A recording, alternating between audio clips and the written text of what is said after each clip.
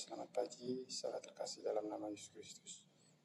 Hari ini kita akan melanjutkan pembelajaran tentang micro teaching, yaitu kemampuan dasar guru di dalam mengajar. Ada beberapa hal yang harus diperhatikan agar seorang guru dapat menguasai keterampilan mengajar di kelas. Dan hari ini kita akan membahas satu poin saja, yaitu keterampilan bertanya.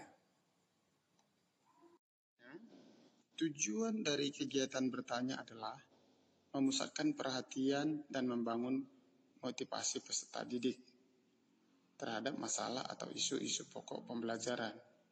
Yang kedua, agar membangkitkan rasa ingin tahu sehingga dapat mendorong peserta didik untuk mencari dan menggali sumber-sumber pembelajaran yang lebih luas dan bervariasi.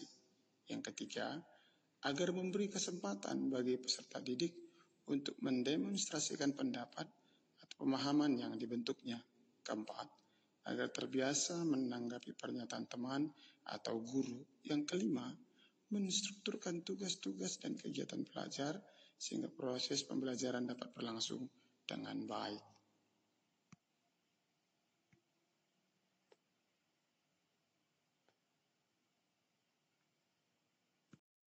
Selanjutnya, prinsip dari kegiatan bertanya. Yang pertama, kehangatan dan keantusiasan. Suasana bertanya atau menjawab harus diciptakan dalam kondisi yang kondusif dan menyenangkan, sehingga peserta didik tidak merasa tertekan, tetapi merasa aman dan betah mengikuti pembelajaran. Yang kedua, berbahasa yang jelas.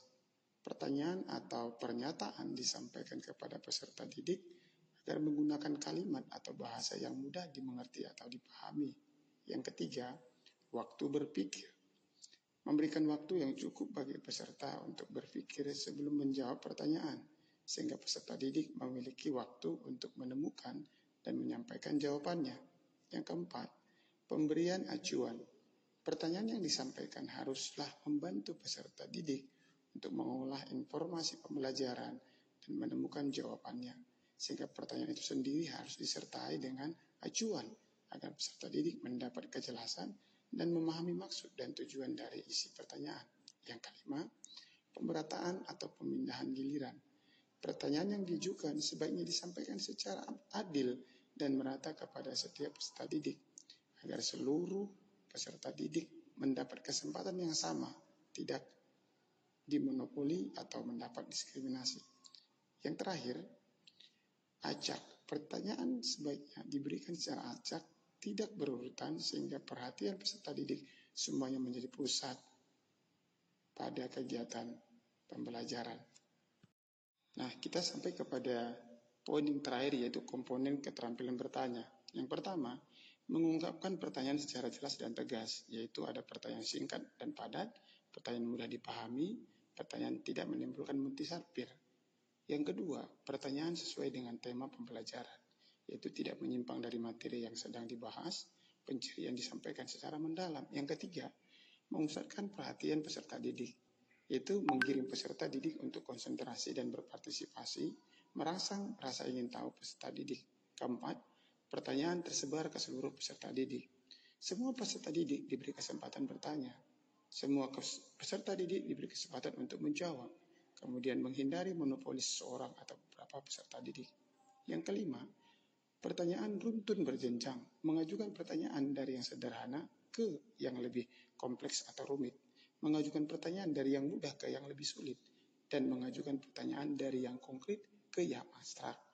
Keenam, menunjukkan sikap antusias atas jawaban peserta didik, memberikan pujian, jawaban peserta didik betul, hebat, luar biasa, tepuk tangan, dan lain-lain, meningkatkan komponen berpikir peserta didik. Yang ketujuh, memberikan waktu kepada peserta didik untuk berpikir. Biarkan peserta didik berpikir sebelum menjawab pertanyaan, merangsang proses berpikir peserta didik. Yang terakhir adalah mendorong terjadinya interaksi antara peserta didik. Hal ini mengkondisikan pertanyaan dari, oleh, dan untuk peserta didik. Kemudian mengkondisikan peserta